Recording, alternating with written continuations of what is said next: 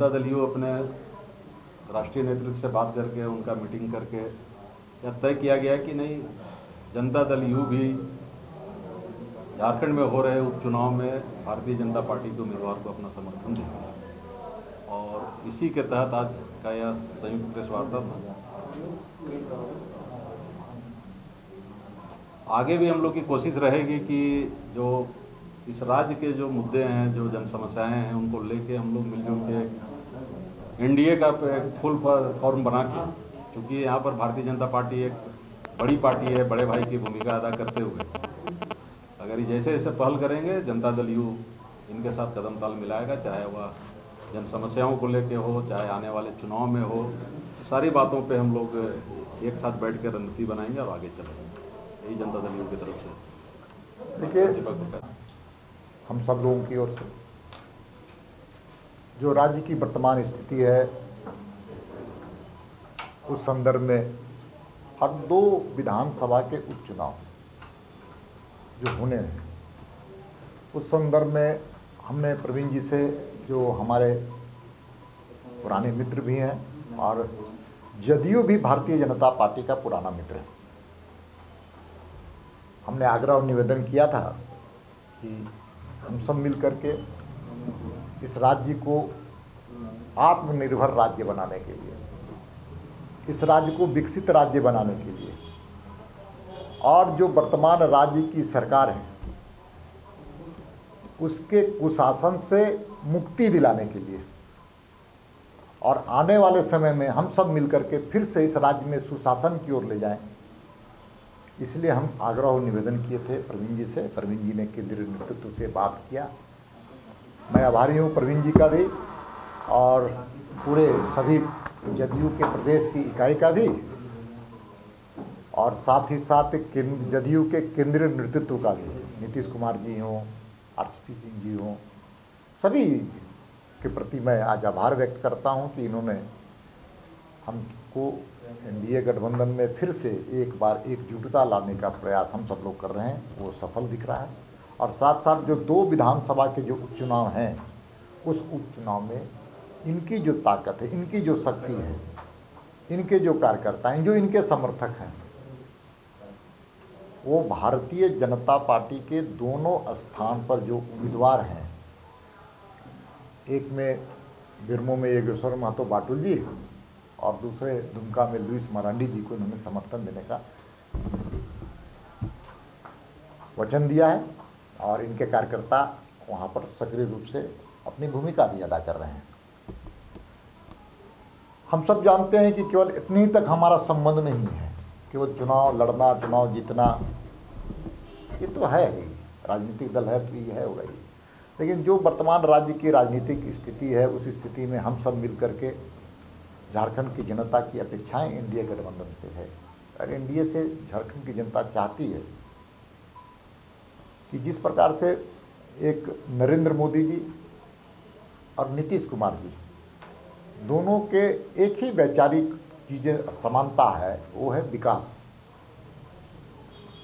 नरेंद्र मोदी इस देश को विकसित देश बनाना चाहते हैं, देश को आत्मनिर्भर बनाना चाहते हैं और नीतीश कुमार जी भी बिहार को एक अच्छा रोल मॉडल खड़ा करते हुए एक विकसित राज्य बनाने का काम किया। हम सबको जानते हैं, इसके पहले जंगल राज से मुक्ति दिलाने का काम नीतीश जी ने किया था। और जब लालू यादव जी की वहाँ सरकार थी, राजद की सरकार थी, तो आप सबको जानते थे संयुक्त बिहार में रांची भी अछूता नहीं था कि शाम को 7 बजे के बाद यहाँ दुकानें बंद हो जाती थी। अब वही परिस्थिति और वही दृश्य वर्तमान में झारखंड मुक्ति मोर्चा के नेतृत्व वाली झारखंड की जो चल रही है सरकार, वो दिख रहा है। जब लालू यादव की सरकार थी संयुक्त बिहार में, जो दृश्य था लगभग वही दृश्य जंगल राज की ओर ये राज्य जा रहा है। वित्तीय अराजकता ठीक उसी कालखंड में जैसे थी उसी प्रकार से जा रहा है। मुख्यमंत्री जी को अपने पर ही विश्वास नहीं है, अपनी असफलताओं को छिपाने के लिए वे अनाप शनाप आरोप लगा रहे हैं। इसलिए इस राज्य में भ्रष्टाचार, निरंकुश सरकार, ट्रांसफर पोस्टिंग करने वाली सरकार, खनिज संपदा की तस्करी करने वाली सरकार, महिलाओं के सुरक्षा के सवाल पर अपराधियों के संरक्षण पर और नक्सलवाद को बढ़ावा देने वाली सरकार, इन सबके को निजात दिलाने के लिए 3.25 करोड़ जनता की चाहत को पूरा करने के लिए हम सब लोग एक साथ काम आगे भी करेंगे। ये चुनाव तो हम जीतने जा रहे हैं और दोनों चुनाव महागठबंधन के ताबूत पर वहां की जनता कील ठोकने का काम करेगी। इसलिए हम सब लोग एक ही परिवार के, एनडीए परिवार की तरह सब एकजुट होकर के संघर्ष का रास्ता भी चुनेंगे और हम आपसी सौहार्दपूर्ण वातावरण पैदा करते हुए झारखंड में जो माटी की आवाज़ है, उस माटी की आवाज़ की सुगंध को हम सब लोग पहचानते हैं और उसके लिए भी संघर्ष करेंगे। जिस प्रकार से यह शासन 2200 ट्रांसफ़र पोस्टिंग किया है, 1200 महिलाओं के साथ बलात्कार किया गया, अखबार से ज़्यादा मैं आपसे सब कहता, थोड़ा इस विषय को दलगत राजनीति से ऊपर उठते हुए समाज के हित के लिए मीडिया जो है वो समाज का चेहरा है, समाज की समस्याओं के लिए चेहरा बने। हम आपसे भी निवेदन करेंगे कि जिस प्रकार से महिलाओं के साथ सामूहिक बलात्कार की घटनाएं घट रही है, वो भी थोड़ा सरकार को रूबरू कराने का आप काम करें। दिल्ली का चुनाव हुआ, दिल्ली में हमने गठबंधन पे लड़ा, आपके ध्यान में नहीं होगा इसलिए हमने इस बात को बताया।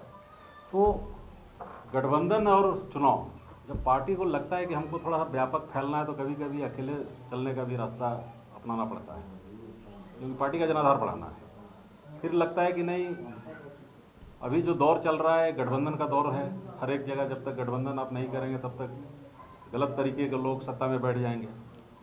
इसलिए अगर इस राज्य को बचाना है, इस क्षेत्र को बचाना है तो गठबंधन करो। तो जनता के हित के लिए कर सकते हैं, राज्य के हित के लिए कर सकते हैं, क्योंकि यह गठबंधन आज का नहीं है, बहुत पुराना गठबंधन है। एकीकृत बिहार था उस समय से जनता दल यू और बीजेपी का गठबंधन रहा है। तो इसके चलते लगता है कि नहीं, गठबंधन से मिलकर चलेंगे। और अभी तो आंदोलन की बात है, अभी सत्ता प्राप्ति की बात नहीं है। पहले तो हम लोग आंदोलन में मिलजुल के चलने की तैयारी कर रहे हैं और इसके बाद जब चुनाव आएगा उस समय देखेंगे। भारतीय जनता पार्टी और एनडीए दोनों हम सब लोग मिलकर के मुद्दे आधारित राजनीति करते हैं, इशू बेस्ड पॉलिटिक्स। और जब इशू बेस्ड पॉलिटिक्स करते हैं तो सरकार के पास कोई ऐसे मुद्दे नहीं है, कोई असफलताएं नहीं है, कुछ योजना नहीं है, कोई कार्यक्रम नहीं है जो जनता के बीच ले जाए। इसलिए सरकार लगातार केंद्र सरकार पर आरोप और प्रत्यारोप लगा करके अपनी असफलताओं को छिपा रहा है। हम विपक्ष के रूप में हम सकारात्मक विपक्ष की भूमिका अदा कर रहे हैं। हम जनता को ये बताने का काम कर रहे हैं कि आपके शासनकाल में लड़कियां सुरक्षित नहीं हैं, महिलाएं असुरक्षित हैं। इसलिए हम बता रहे हैं कि 1200 महिलाओं के साथ रेप हुआ है। रेप ही नहीं हुआ, सामूहिक रेप हुआ है, और तो और आपके विधानसभा में हुआ और आप मौनी बाबा बने हुए। हम बताने का प्रयास कर रहे हैं कि किस प्रकार से मॉब लिंचिंग का आदिवासी के साथ, जब आप सरकार बनाए थे तो 7 आदिवासियों के साथ मॉब लिंचिंग की घटनाएं घटी थी पश्चिम सिंहभूम में। नहीं, पश्चिम सिंहभूम में हमारी सरकार, अभी हमारी भूमिका विपक्ष की है। और हमारे सरकार की अगर बात कीजिएगा तो इस राज्य में जितने विकास हमारे राज्य में हुए उसका थोड़ा 1/4 भी कर देगा तो बड़ी बात मानी जाएगी। 1 किलोमीटर सड़क नहीं बनी तो छोड़ दीजिए, 1 सेंटीमीटर सड़क नहीं बनी। और जो सड़कों की हालत जर्जर हुई बरसात के कारण, उनके अवैध तस्करी के कारण, खनिज संपदा के तस्करी के कारण, उसके गड्ढे के भरने के पास इनके पास कोई इरादा नहीं। अपने जो ये पहली सरकार है राज्य बनने के बाद, हम लोग लगातार सब मित्र हैं, एक साथ काम किए लंबे में, और आप लोग भी पत्रकारिता किए। ये पहली सरकार है कि पहली सरकार, ऐसी सरकार जो 20% ही बजट खर्च कर पाई। 200 करोड़ रुपया मोदी जी की सरकार ने इनको भेजा था स्पेशल पैकेज फॉर कोरोना। आज क्या हुआ, पीपी किट पर घोटाले हुए। बिहार की सरकार, नीतीश जी की सरकार, वहाँ पर जिस दर से पीपी किट खरीदी थी, उसी क्वालिटी का, उसी स्टैंडर्ड का, उसी कंपनी सा पीपी किट कितने में खरीदे गए। तो ये यहाँ बंदर बाट का कहानी, बंदर बाट की कहानी है, बंदर बाट। और आप तो छोड़ दीजिए, 3 जिले जिसको प्रवीण जी ने उल्लेख किया, प्रवासी मजदूर सबसे ज़्यादा गए थे, गोड्डा, गिरिडीह और हजारीबाग।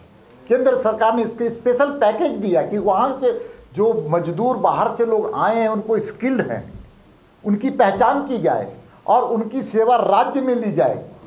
उसके लिए भारत सरकार ने अतिरिक्त पैसे दिए थे, लेकिन आज क्या हुआ, उस 3 जिलों के आप प्रवासी मजदूरों को देखिए जाके एयरपोर्ट में, वही कंपनियां फिर लेके चली जा रही है।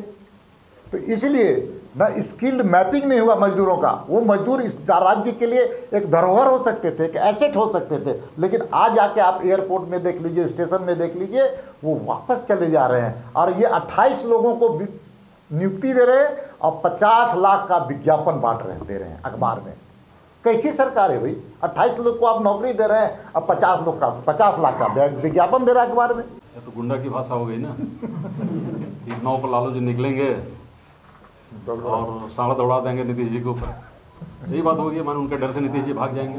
देखिए इस तरह की भाषाएं चलती रहती हैं। और तेजस्वी जी को मैं उस समय से जानता हूँ जब वो क्रिकेट खेला करते थे, ताकि क्रिकेट से मेरा भी बहुत पुराना लगाव रहा है। मैं एक चीज़ जो आपके ध्यान में लाना चाहता हूँ, आप लोग भी ध्यान दीजिए कि बालू एक बहुत बड़ी समस्या हो गई है झारखंड के लिए।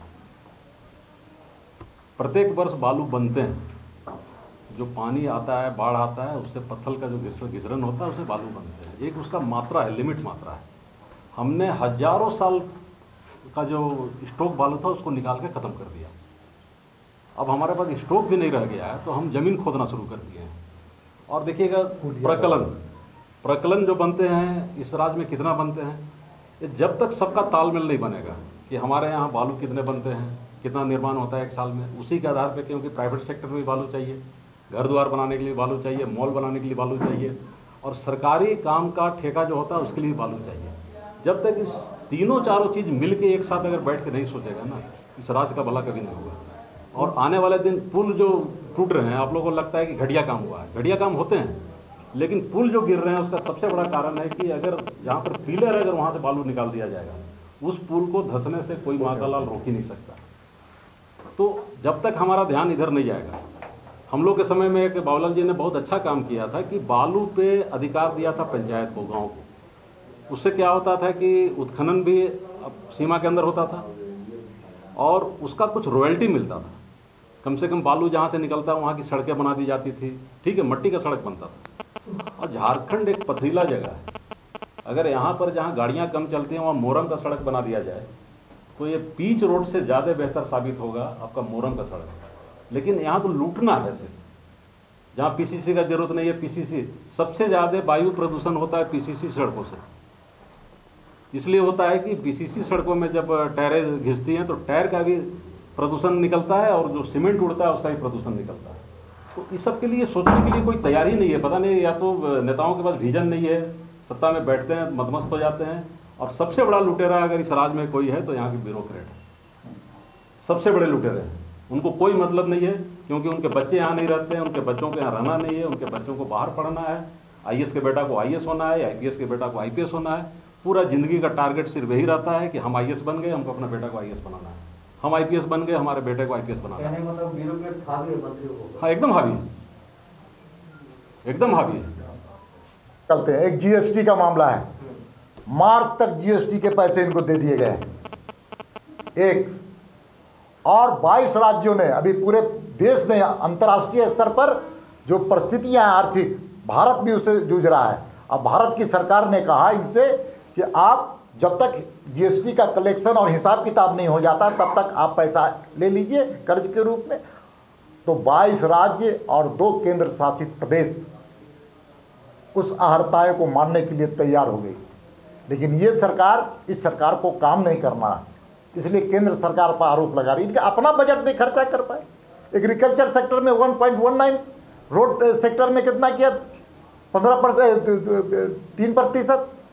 आखिर क्या है इस राज्य में? अपना पैसा, हम तो कहते हैं कि राज्य को अपने राजस्व भी बढ़ाना चाहिए। 2 चीज़, क्यों? अगर जो अवैध खनिज संपदा की तस्करी हो रही है केवल वो ही रुक जाए ना, और उसका कलेक्शन ठीक से हो जाए तो राज्य अपने आप में आत्मनिर्भर है। लेकिन वो पैसे कहाँ जा रहे हैं? झारखंड मुक्ति मोर्चा और कांग्रेस के नेताओं के पॉकेट में जा रहे हैं। कौन नहीं जानता है? आप किसी भी सुदूर इलाका में चले जाइए जहाँ नदी है, वहाँ से बालू निकल रहा है, बालू के जो अवैध कमाई है उसके हिस्सेदार कौन है?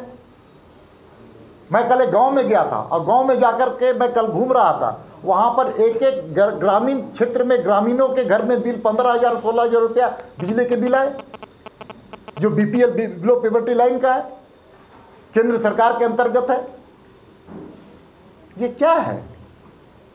ये राज्य सरकार किस दिशा में जा रहे हैं हमसे आप बेहतर जानते हैं, इसलिए हम सकारात्मक भूमिका अदा करना चाहते हैं। राज्य सरकार डीवीसी की बात करती है, हम तो कह रहे हैं कि अगर हिम्मत है तो अगर आप बिजली लीजिए तो आपको बिजली का भुगतान करना पड़ेगा। दीपक प्रकाश के घर में अगर बिजली जलता है तो बिजली विभाग का भुगतान दीपक प्रकाश को करना होगा, नहीं तो बिजली कटेगी। और डीवीसी के और झारखंड सरकार के साथ जो एग्रीमेंट है उसको सार्वजनिक करें, सार्वजनिक करें, हिम्मत है तो ये श्वेत पत्र जारी करें कि कोरोना कालखंड में केंद्र सरकार ने कितना सहयोग दिया, गरीब कल्याण योजना में अन्न कितना दिया, कितना बटाव, कितना एफसीआई गोडाउन में सड़ रहे हैं, इसका भी उल्लेख होना चाहिए। और राज्य सरकार ने क्या क्या किया इसका भी उल्लेख करें। हम तो कह रहे हैं कि तुलनात्मक आप श्वेत पत्र निकाल दीजिए, हिम्मत नहीं है। प्रधानमंत्री जी के पास अकेले जाने की हिम्मत इसलिए नहीं है, कभी भी आप दुनिया का भारत का कोई भी मुख्यमंत्री जाता है तो पूरे राज्य का प्रतिनिधित्व करता है, पूरे कैबिनेट का रिप्रेजेंटेटिव होता है, वो हमारा भी वो प्रतिनिधित्व करता है, पूरे झारखंड के 3.25 करोड़ जनता का वो रिप्रेजेंटेटिव है। लेकिन वो प्रधानमंत्री के पास जाने के लिए अकेले जाना नहीं चाह रहे, डर है उनको। किस बात का डर भाई? क्योंकि झूठ बोल रहे हैं और इतना उनको हिम्मत नहीं है, अपना उनको मॉरल नहीं है कि वो सबके साथ जाना चाहते हैं। पहली बार कोई मुख्यमंत्री अपने कैबिनेट के साथ मुख्यमंत्री से मिलना चाहता है। क्यों भाई? एबिलिटी नहीं, कैपेबिलिटी नहीं। 5, 7, 10 लोग थे अलग रात के आंदोलन में। नौजवान में हम थे, दीपक जी थे, रविंदर राय थे, ओल्ड एज में रुद्र प्रताप सारंगी, समरेश सिंह, रविंदर सिंह नामधारी, रीतलाल वर्मा, ललित उरांव, ऐसे लोग थे। कभी कभी तो महसूस होता है झारखंड को देख के बहुत वेदना होती है कि हम लोगों ने बहुत गलत आंदोलन किया।